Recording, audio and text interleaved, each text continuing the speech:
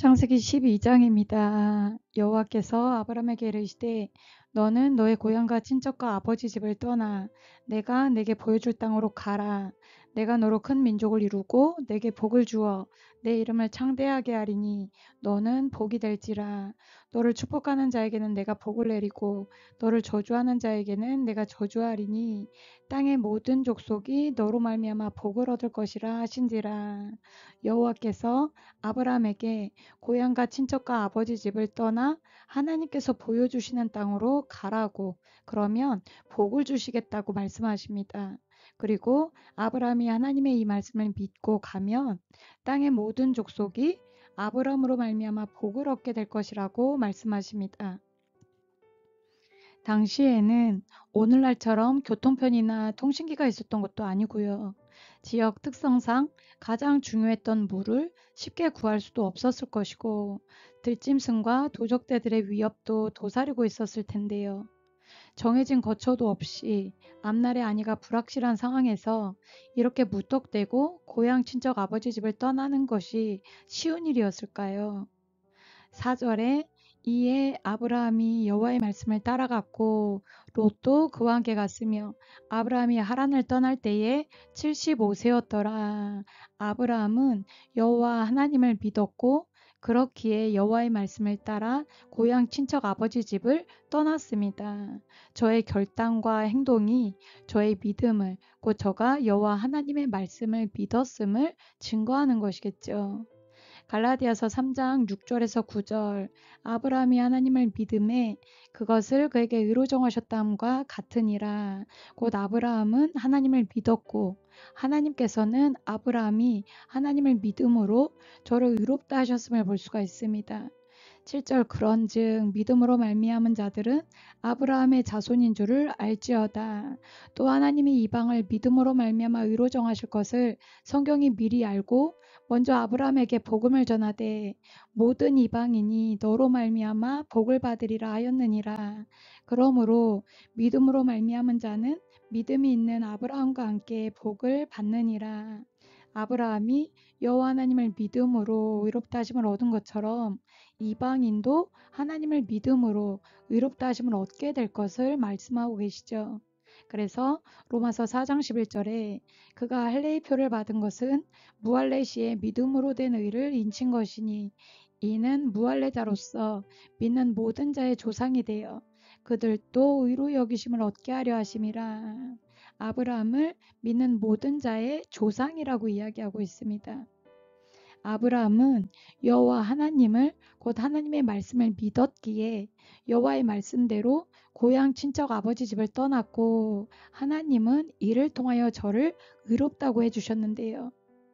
하나님을 믿음으로 의롭다 하심을 얻고 복받기를, 궁극적으로는 저 천국에 가기를 원하는 우리들이죠. 여호수아서 24장 2절에서 3절에 여호수아가 모든 백성에게 이르되 이스라엘의 하나님 여호와께서 이같이 말씀하시기를 옛적에 너희의 조상들 곧 아브라함의 아버지 나홀의 아버지 테라가 강 저쪽에 거주하여 다른 신들을 섬겼으나 내가 너희의 조상 아브라함을 강 저쪽에서 이끌어내어 가나안 온 땅을 두루 행하게 하고 그의 씨를 번성하게 하려고 그에게 이삭을 주었으며 아브라함의 아버지 테라가 하란에서 다른 신들을 섬겼음을 알 수가 있습니다. 곧 하나님을 믿는다는 것은 이전에 의지하고 따르고 섬기던 우상과도 같은 것들을 뒤로하고 오직 여호와 하나님만 바라보고 여호와의 말씀대로 따르는 것임을 알 수가 있는데요. 아브라함과 마찬가지로 여호와 하나님을 믿으심으로 기존에 의지하고 따르고 섬기던 모든 것을 끊어내셨나요? 참고로 아브라함이 하란을 떠날 때 나이가 75세였답니다. 창세기 11장 26절에 데라가 약 70세에 아브라함을 낳았고 아브라함이 75세에 하란을 떠났다면 아브라함이 하란을 떠날 당시 아버지 데라가 약 145세쯤임을 알 수가 있죠. 창세기 11장 32절에 데라는 205세가 되어 하란에서 죽었다라고 되어 있으므로 아브라함은 75세에, 그러니까 아버지 데라가 약 145세쯤 여호와의 말씀을 따라 아버지를 하란에 두고 조카 롯과 함께 떠났음을 알 수가 있습니다. 5절 아브라함이 그의 아내 사레와 조카 롯과 하란에서 모은 모든 소유와 얻은 사람들을 이끌고 가나안 땅으로 가려고 떠나서 마침내 가나안 땅에 들어갔더라. 하나님께서 가라고 말씀하신 땅, 목적지가 어딘가요? 가나안 땅임을 알 수가 있죠. 하나님은 아브라함에게 가나안 땅을 바라보고 나아갈 것을 말씀하셨던 것이고, 아브라함은 여호와를 믿음으로 하나님의 말씀을 따라 우상을 섬기던 아버지 집을 떠나서 마침내 여호와께서 말씀하신 땅 가나안에 들어갔습니다. 6절 아브라함이 그 땅을 지나 세겜 땅 모래 상수리 나무에 이르니 그때에 가나안 사람이 그 땅에 거주하였더라. 여호와께서 아브라함에게 나타나 이르시되 내가 이 땅을 내 자손에게 주리라 하신지라. 자기에게 나타나신 여호와께 그가 그곳에서 제단을 쌓고 당시에는 가나안 사람이 거주하고 있었음을 볼 수가 있는데요. 아브라함이 여호와의 말씀을 따라 마침내 가나안 땅에 들어가자 여호와께서 아브라함에게 나타나 장차 그 땅을 내 자손에게 주시겠다고 약속을 주시고 아브라함은 그곳에서 여호와께 제사를 올려드립니다. 하나님은 여호와 하나님을 믿는 자에게 천국을 약속으로 주심을 볼 수가 있죠. 그런데 중요한 것은 여호와 하나님을 믿고자 한다면 아브라함과 마찬가지로 우리가 기존에 의지하고 따르던 것들, 곧 섬기다시피 했던 우상과도 같은 모든 것들을 끊어버려야 한다라는 것입니다. 내가 이전에 의지하고 추앙했던 재물, 마찬가지로 없으면 못 살 것 같았던 핸드폰, 나의 마음을 사로잡았던 세상의 화려한 문화들, 나의 행동을 좌지우지했던 세상적 지식, 나의 감정, 의지들, 곧 하나님의 말씀보다 먼저였던 이 모든 것들을 뒤로하고 여호와의 말씀대로 행하는 것이 곧 여호와를 믿는다는 증거가 될 것입니다.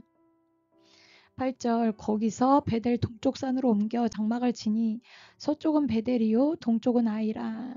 그가 그곳에서 여호와께 제단을 쌓고 여호와의 이름을 부르더니 점점 남방으로 옮겨갔더라. 베델과 아이 사이에 장막을 치고 거기에 거하는데요. 그곳에서도 여호와께 제사를 올려드립니다. 목축을 해서일까요? 점점 남방으로 옮겨갔음을 볼 수가 있죠. 10절 그 땅에 기근이 들었으므로 아브라함이 애굽에 거류하려고 그리로 내려갔으니 이는 그 땅의 기근이 심하였음이라. 하나님께서 가라고 지시하신 땅 가나안이죠. 그런데 그 땅에 기근이 들어 심하여지자 아브라함이 애굽에 거류하고자 그리로 내려갔음을 볼 수가 있습니다. 참고로 창세기 26장 1절에서 4절에 아브라함 때에 첫 흉년이 들었더니 그 땅에 또 흉년이 들매 이삭이 그랄로 가서 블레셋 왕 아비멜렉에게 이르렀더니 이는 아브라함의 아들 이삭 때의 이야기인데요. 여호와께서 이삭에게 나타나 이르시되 애굽으로 내려가지 말고 내가 내게 지시하는 땅에 거주하라. 이 땅에 거류하면 내가 너와 함께 있어 내게 복을 주고 내가 이 모든 땅을 너와 내 자손에게 주리라. 이에 대한 전제 조건이 지시하신 땅에 거주하는 것임을 알 수가 있습니다. 내가 내 아버지 아브라함에게 맹세한 것을 이루어 내 자손을 하늘의 별과 같이 번성하게 하며 이 모든 땅을 내 자손에게 주리니 내 자손으로 말미암아 천하 만민이 복을 받으리라. 아브라함 때에 기근이 든 것은 첫 흉년이라 기록하고 있고 이후 이삭 때에 또 흉년이 들었을 당시 하시는 말씀을 통하여서 애굽이 아닌 하나님께서 지시하신 땅인 가나안 땅에 거주하는 것이 하나님의 뜻임을 알 수가 있죠. 분명 하나님께서 이루신 땅에 들어갔는데 왜 이런 고난을 맞닥뜨리게 하셨을까요?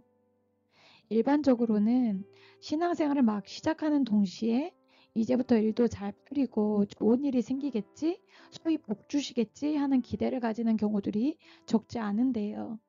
그 땅의 첫 흉년이라는 말씀을 통하여서 이는 우연이 아님을, 그리고 마태복음 10장 29절 참새 2마리가 한 아사리온에 팔리지 않느냐.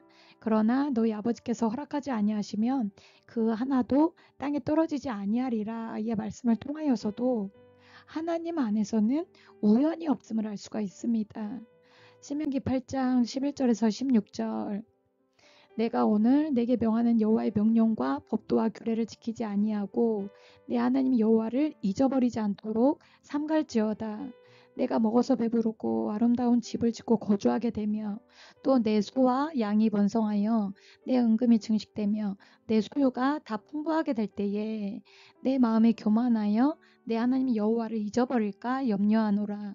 여호와는 너를 애굽 땅 종되었던 집에서 이끌어내시고 너를 인도하여 그 광대하고 위험한 광야 곧 불뱀과 정갈이 있고 물이 없는 간주한 땅을 지나게 하셨으며 또 너를 위하여 단단한 반석에서 물을 내셨으며 내 조상들도 알지 못하던 만나를 광야에서 먹이셨나니 이는 다 너를 낮추시며 너를 시험하사 마침내 내게 복을 주려 하심이었느니라. 하나님은 우리가 복받아 소유가 풍부하게 되면 교만하여져서 여호와를 잊어버릴까 염려하고 계시죠. 그래서 여러 훈련들을 통하여 하나님이 어떤 분이신지 알게 하시고 우리의 교만함을 낮아지게 하신 후에 약속하신 복을 주시는 분이심을 알 수가 있습니다. 11절 그가 애굽에 가까이 이르렀을 때에 그의 아내 사라에게 말하되 내가 알기에 그대는 아리따운 여인이라. 애굽 사람이 그대를 볼 때에 이르기를 이는 그의 아내라 하여 나는 죽이고 그대는 살리리니 원하건대 그대는 나의 누이라 하라. 그러면 내가 그대로 말미암아 안전하고 내 목숨이 그대로 말미암아 보존되리라 하니라. 애굽 사람들로부터 무사하기 위해서 아내를 누이라 속이기로 합니다.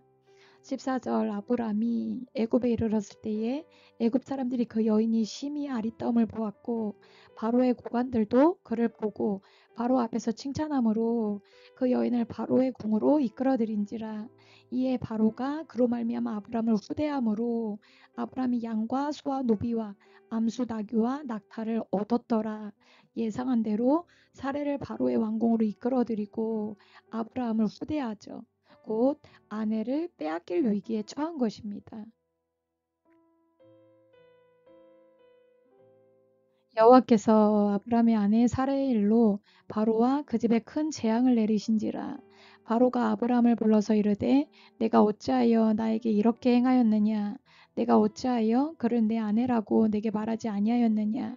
내가 어찌 그를 누이라 하여 내가 그를 데려다가 아내를 삼게 하였느냐. 내 아내가 여기 있으니 이제 데려가라 하고 바로가 사람들에게 그의 일을 명하매 그들이 그와 함께 그의 아내와 그의 모든 소유를 내었더라. 하나님께서 바로와 그 집에 어떤 재앙을 내리셨는지 그것이 아브라함의 아내 사레의 일로 말미암은 것임을 어떻게 알았는지는 알 수 없으나 하나님께서 아내를 빼앗기지 않도록 막아주셨고 저들에게서 무사히 빠져나올 수 있도록 보호해 주셨음을 알 수가 있습니다. 이를 계기로 아브라함은 무엇을 깨닫게 되었을까요? 말씀을 받음으로 하나님의 뜻을 아른 후에 삶 가운데 어려움이 왔을 때에 상황, 환경을 보고 행하면 안 된다라는 것과 자신을 지키시고 보호하시는 하나님은 왕을 능가하는 크신 능력의 하나님이심을 경험으로 알게 되었을 것입니다.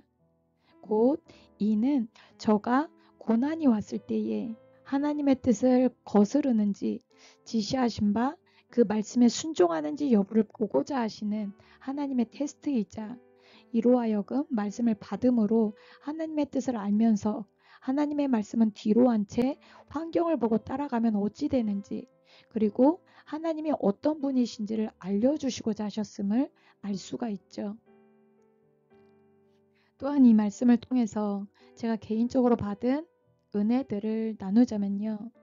저는 목대신앙인데요.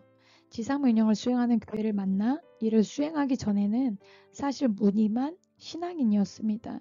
성경도 제대로 읽어본 일이 없고 주일날도 개인적인 일이나 경조사 등이 있으면 그것이 우선이었던 정말 무지하고 성의 없는 종교인이었습니다.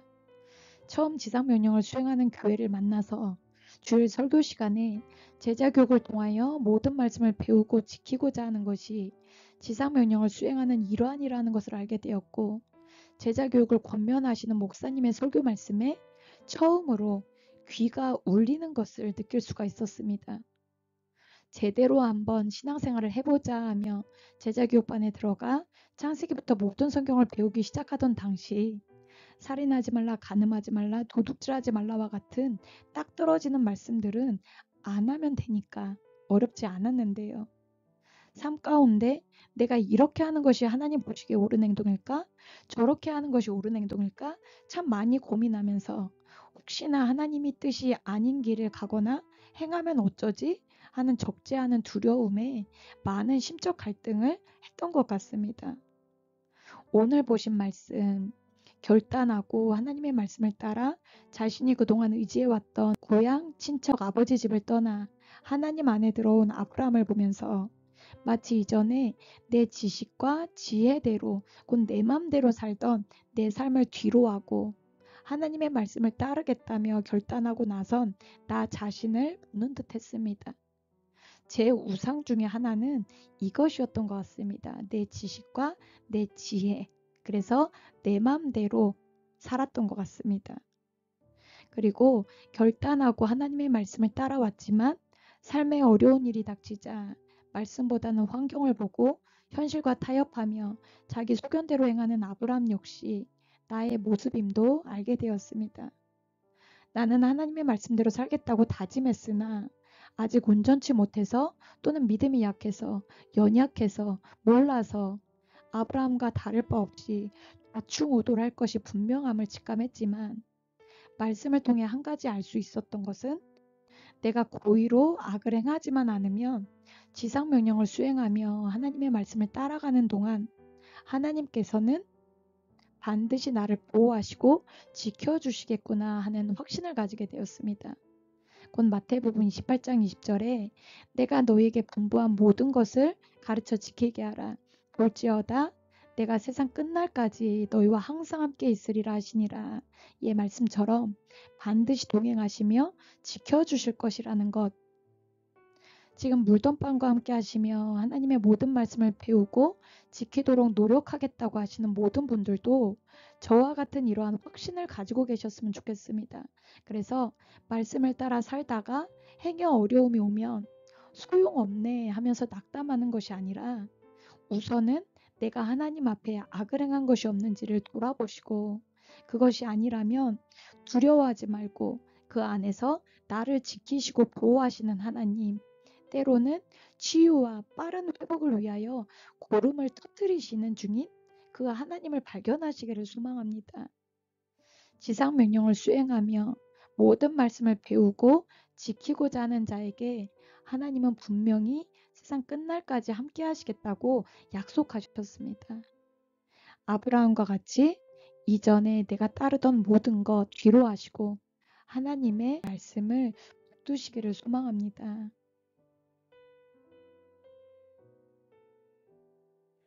기도하고 마치겠습니다. 참 좋으신 하나님 아버지 감사합니다.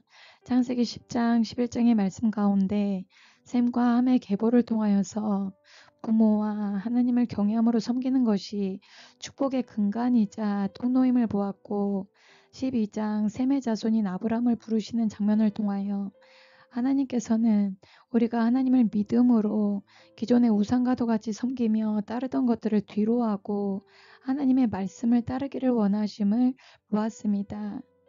이 시간 하나님을 믿음으로 각자의 우상을 버리고 하나님의 말씀대로 따르기를 결단하는 자들에게 아브라함으로 말미암은 복이 임하게 하옵소서. 이 시간 함께하여 주심에 감사드리며 예수님의 이름으로 기도드립니다. 아멘.